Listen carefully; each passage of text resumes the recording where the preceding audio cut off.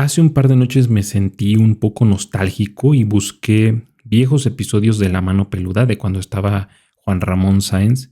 Y cuál fue mi sorpresa que el buscador arrojó episodios de hace un par de días.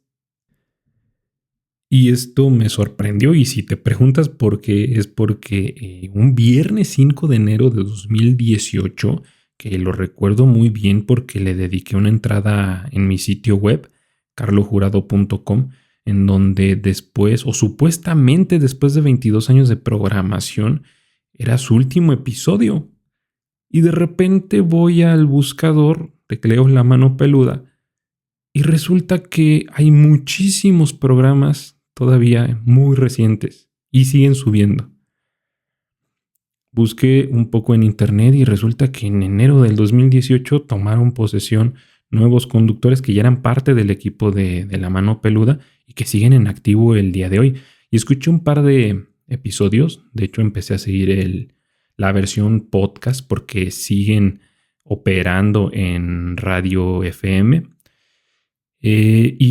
O creo que sí siguen operando en radio FM, ¿no? Pero yo sigo el programa en formato podcast. No sé, me conflictó mucho porque no entendí qué pasó. Tal vez fue una estrategia de marketing el anunciar que ya se iba a terminar y de repente tomaron posesión estos nuevos conductores. Y fue muy ameno, la verdad. El formato pues, intenta conservar la esencia de lo que fue. ¿Y por qué llegué a buscar episodios de La Mano Peluda, de la vieja Mano Peluda? Porque los nuevos formatos de podcast son muy diferentes, ¿no? Y no es queja, pero a veces ese formato clásico de las historias de terror, pues se extraña, ¿no? Algo que me gustaba muchísimo bueno, y para quienes no sepan, para los más jóvenes, que a lo mejor no les haya tocado ese boom de La Mano Peluda que en los 90s y principios de los 2000s fue todo un fenómeno. Hubo una época en la que una historia de terror no llegaba acompañada de imágenes. Había que esperar a que cayera la noche, encender la radio, ya sea en la sala de estar, la radio para toda la familia, o un pequeño radio que tuvieras en tu cuarto, y escuchar la voz de un desconocido que llamaba a cabina asegurando que algo inexplicable le acababa de ocurrir. Del otro lado, ya en cabina, estaba Juan Ramón Sáenz. Escuchaba, hacía algunas preguntas, más de acompañamiento que de otra cosa, y muchas veces dejaba que la historia terminara sin resolver, ¿no? Se quedaba muy al aire, muy como se contaban antes las historias de terror en programas de radio o incluso de TV, o como se cuentan entre amigos, que esa era la magia de La Mano Peluda. Y el buscar este tipo de contenidos, busqué varios programas que pudieran ser afines y existe ya muy poco. Sí existen, pero existen, creo que diría que son los menos. Y esto me hizo preguntar, ¿por qué después de tanto tiempo quise buscar La Mano Peluda? ¿Por qué tantos años después todavía, no solo yo, muchos recordamos ese programa? Bueno, y hablo como si ya no existiera, pero es que es inevitable. En serio me sorprendió mucho que siga en activo. Recuerdo que conocí el programa por una de mis hermanas. ¿Cómo lo conoció ella? No tengo idea. Estamos hablando de un tiempo. Yo creo que sí debe de ser a finales de los 90 cuando fui consciente de que existía un programa así. Y en ese tiempo todo se conocía, o la mayor parte de las cosas se conocían de boca en boca, ¿no? Que alguien te dijera, oye, mi hermano mayor me enseñó este programa, y en la escuela te lo platicaban, entonces tú llegas a tu casa buscándolo, y en fin, había como más esta dinámica, ¿no? Que seguramente los más adultos, ¿no? Los de arriba de 30 años recordamos. Y yo cuando supe de su existencia, yo era muy pequeño. Yo tenía menos de 8 años tal vez. Y era un niño yo muy miedoso, ¿no? Aunque sí me llamaba la atención el género de terror de las películas y estas historias y las revistas, cuando todavía era muy fuerte el formato impreso, me daba mucho miedo. No dormía, tenía pesadillas, era complicado para mí. Hoy no, hoy es pues, una afición de, para mí el ver películas, el escuchar historias y demás. Y en ese tiempo me llamaba mucho la atención, pero pues no podía escucharlo por lo mismo, porque no quería tener pesadillas. Realmente me daba mucho miedo. Pero esa curiosidad en mí pues, me atraía, ¿no? Ya soñaba con el día de poder escucharlo. Y ya entrado en la adolescencia, tal vez cuando tuve unos 12, 13 años, fue cuando se me quitó el miedo y empezó esta afición por lo tétrico, por el terror, por los sustos. Y recuerdo que empecé un ritual nocturno que era para dormir. Yo me arrullaba con la mano peluda.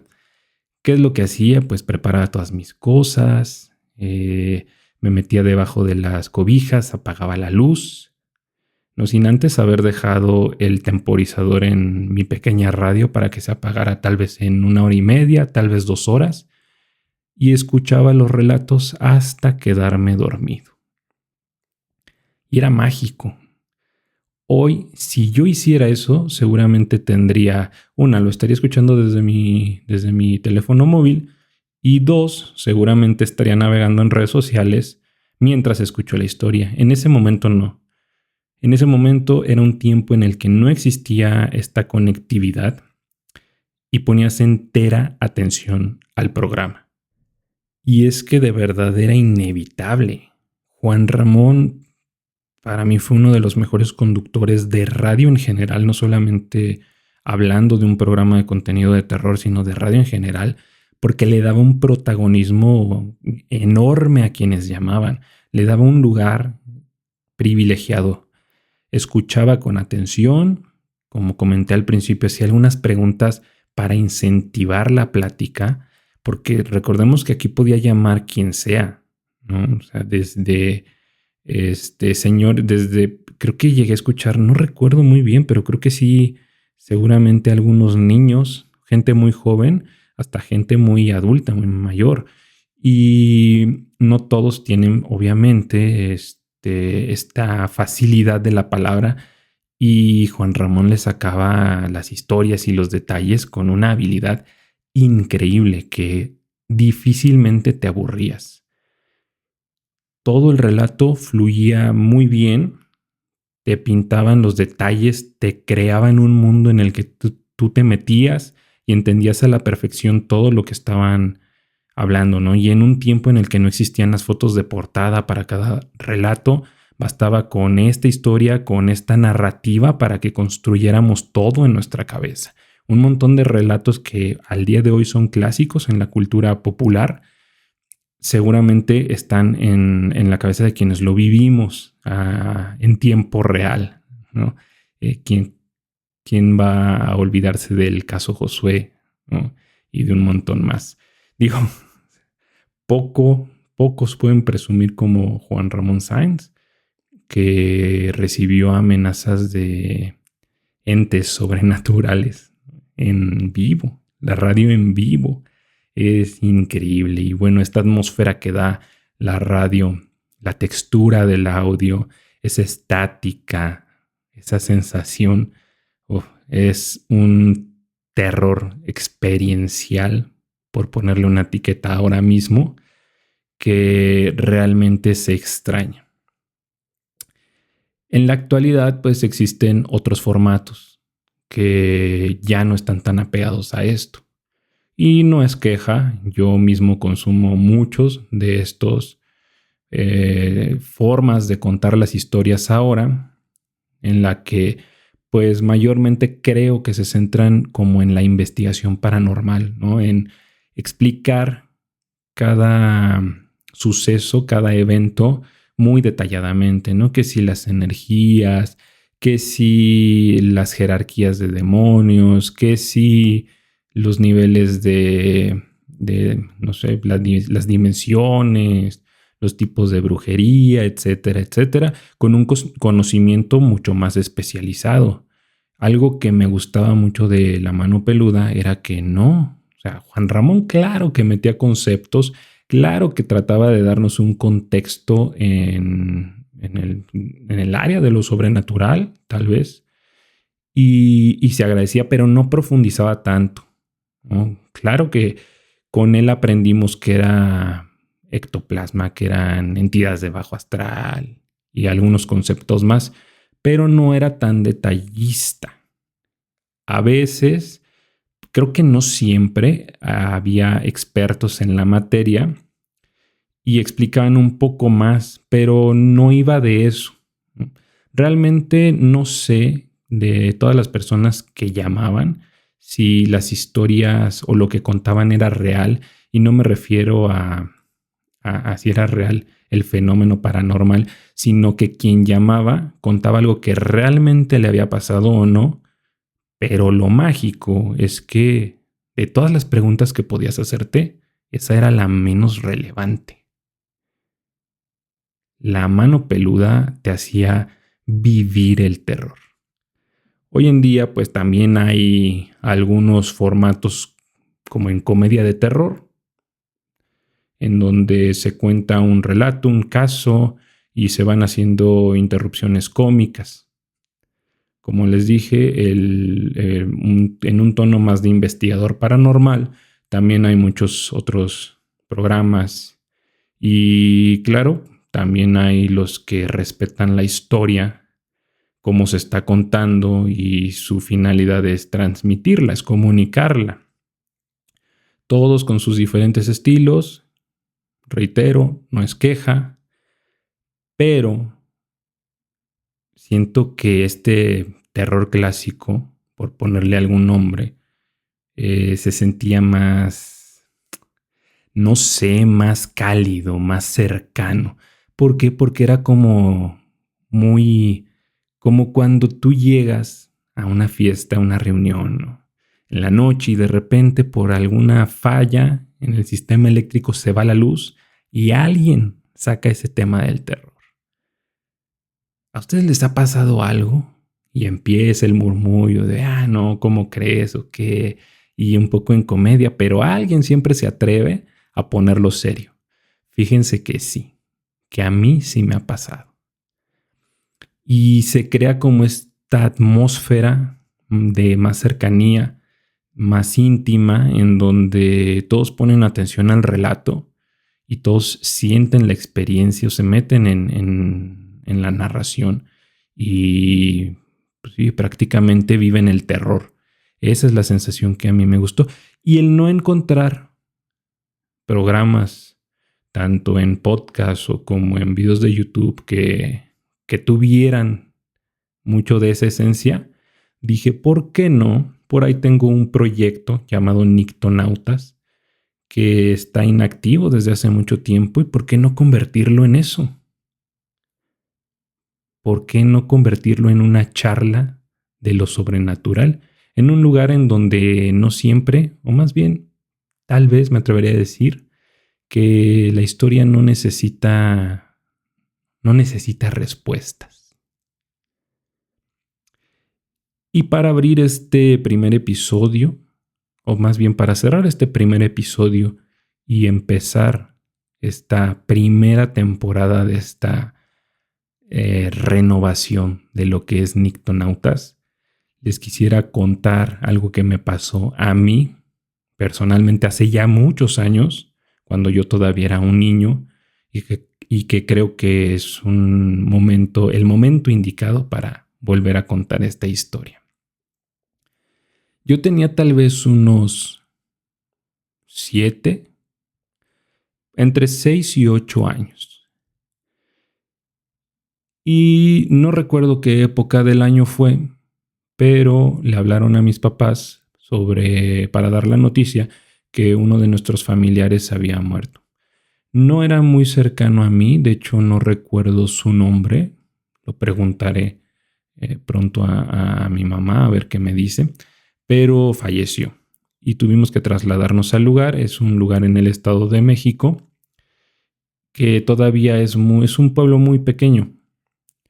Y llegamos por la noche, como regularmente pasa en estas noticias, ¿no? Te tienes que ir de imprevisto. No, regularmente, pues no, por alguna razón, ¿verdad? Suceden muy pocas veces esas noticias al mediodía. Regularmente es en la noche. Pero bueno, llegamos en la noche en un pueblo en el que pues, todavía no, bueno, en el lugar en el que todavía viven mis primas, no hay alumbrado muy abundante, entonces hay un faro cada varios metros y el camino todavía es de terracería. Bueno, el ambiente perfecto para una historia de terror.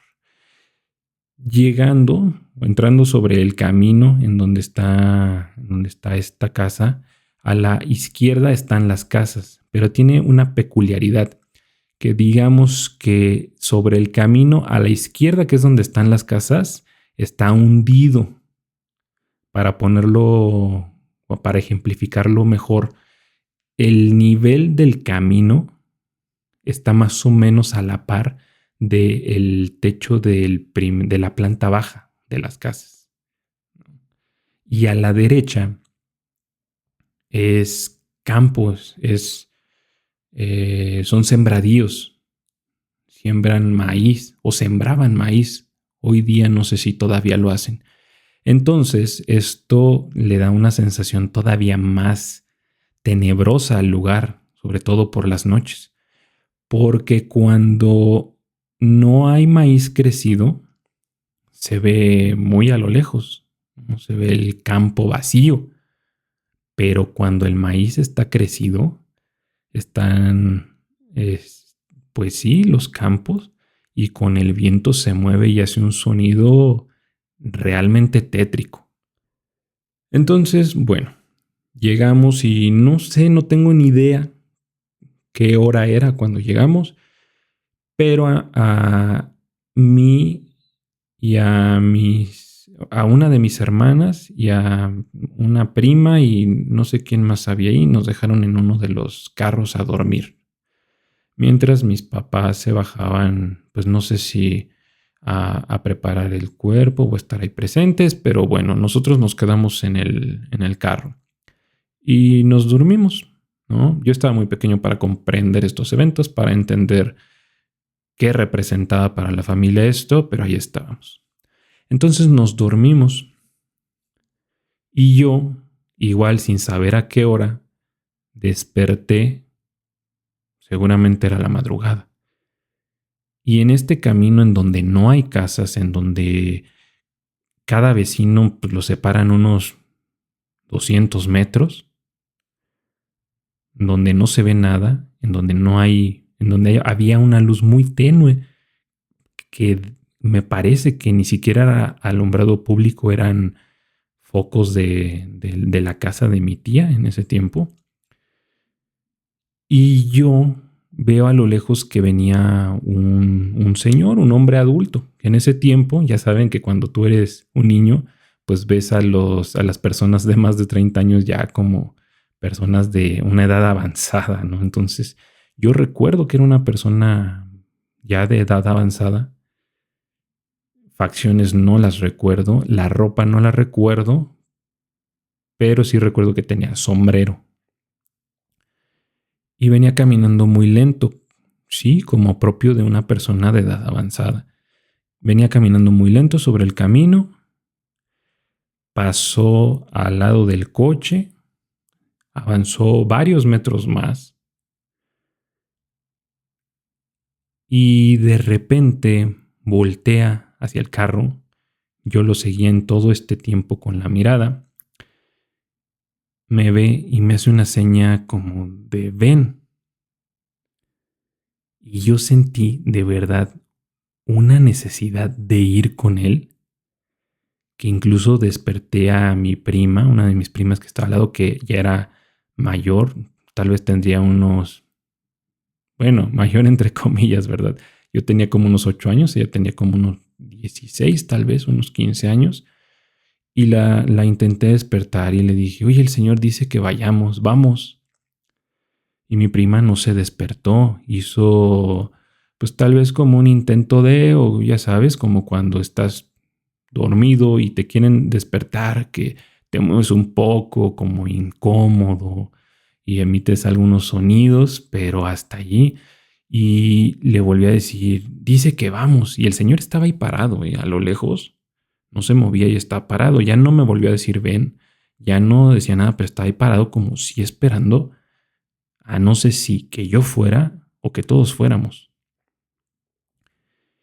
Y ahí sí, mi prima ya medio se despertó y me dijo, no, vuélvete a dormir. ¿Quién?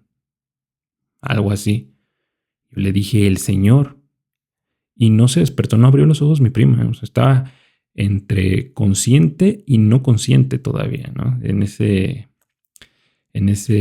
momento, ¿no? En el que no te puedes despertar.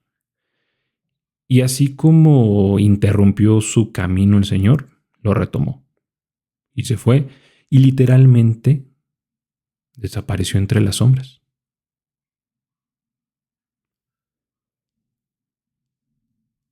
Tal vez todavía recordamos la mano peluda porque entendía algo sencillo. Una historia de terror no siempre necesita una respuesta, a veces no necesita ni preguntas. A veces solo basta una voz, una noche y la posibilidad, por pequeña que sea, de que aquello realmente haya ocurrido. No sé si todos sus relatos eran ciertos, como se los dije antes, pero pues, tampoco creo que sea la pregunta más interesante. Y sí me sigo preguntando por qué muchos de sus relatos todavía permanecen con nosotros. Recuerden que si tienen un testimonio de lo inexplicable y quieren compartirlo, pueden enviarlo escribiendo a relatos@carlojurado.com. Repito, relatos@carlojurado.com para que podamos narrarlo en nuestros próximos episodios. Si les gustó este episodio, no olviden seguirnos y darle like. También pueden visitar la página web carlojurado.com. Ahí encontrarán la sección de podcast en donde, además de ver todos los episodios que publicamos aquí, también encontrarán otro tipo de contenido. Síganos en nuestras redes sociales, los enlaces los encuentran en la descripción. Esto es Nictonautas, un espacio donde las historias de terror no necesitan explicación. Nos escuchamos en un par de noches.